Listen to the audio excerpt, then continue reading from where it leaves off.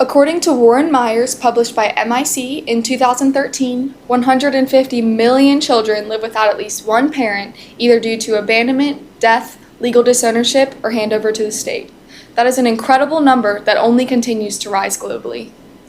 That would be equivalent to more than 5 times the population of Texas. We take for granted the fact that we get to be in the families that we are in today, as some people do not have that opportunity.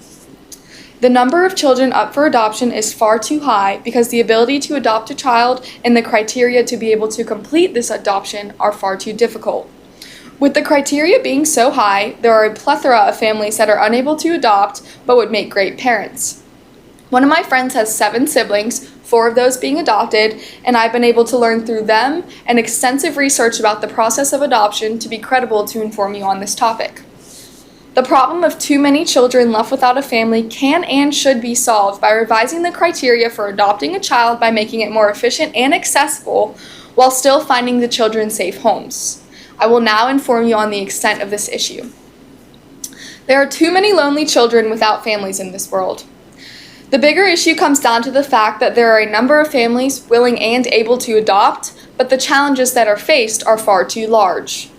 According to U.S. adoption statistics published by Adoption Network in 2022, although no more than 2% of Americans have actually adopted, more than 1/3 have considered it. The upfront price of adoption is far too expensive.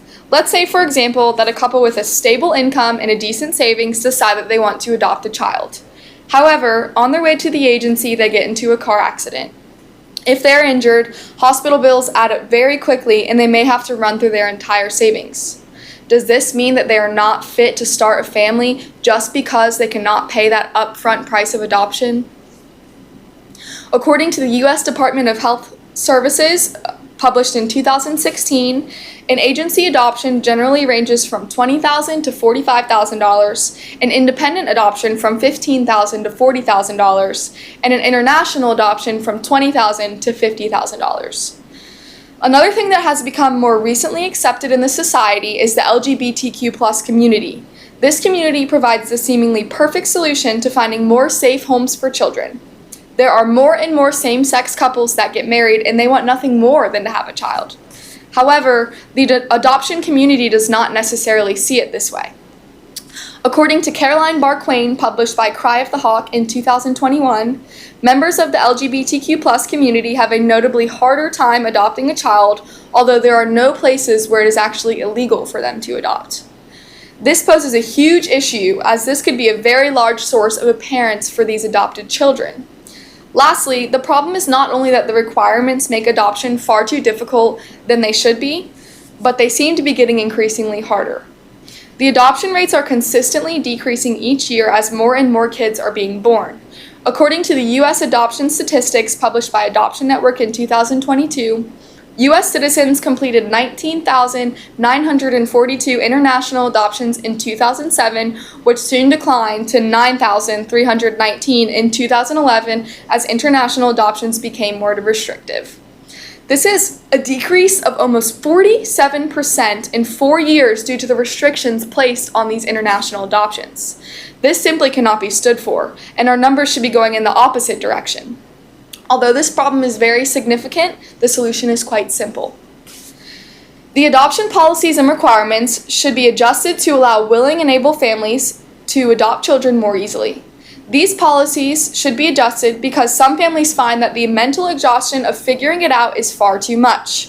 It is easy to say, well, they're about to adopt a child. If they can't handle the process of adoption, they can't handle raising the kid in the first place.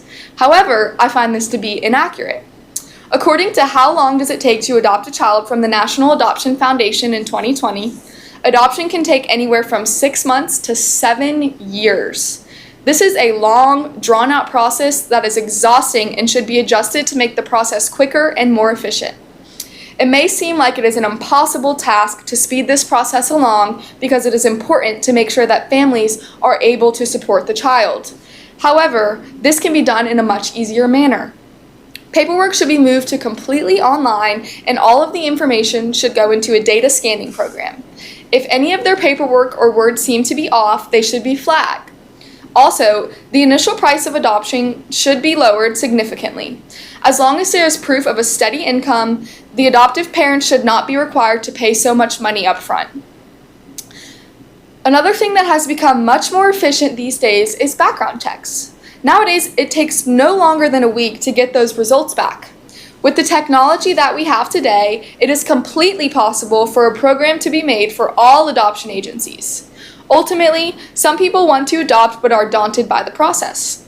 According to Nicole Russell from The Federalist in 2015, successful adoptions, especially international ones, typically require years of waiting, mountains of paperwork, and exorbitant amounts of patience and finances before families can bring their child home. It shouldn't be this way. It is time to take action and change these kids' lives. The process of adoption is expensive and time-consuming, and it should be adjusted to allow more kids to be placed in loving homes. It all comes down to awareness. I was not adopted, nor do I have any adopted siblings. Therefore, I do not think about this issue as much as I should. Today, making change starts with having a simple conversation. Imagine being one of those kids stuck in a foster home or facility wondering why nobody wants them. If more people start to think about the severity of the problem, the cause can become more widespread and people may start moving towards adjusting these policies. There are so many good potential parents that may not check off one slight box and they are unable to adopt. Don't let another child go without a family for these reasons. Be the reason that a child may one day have a loving family like so many of us have today.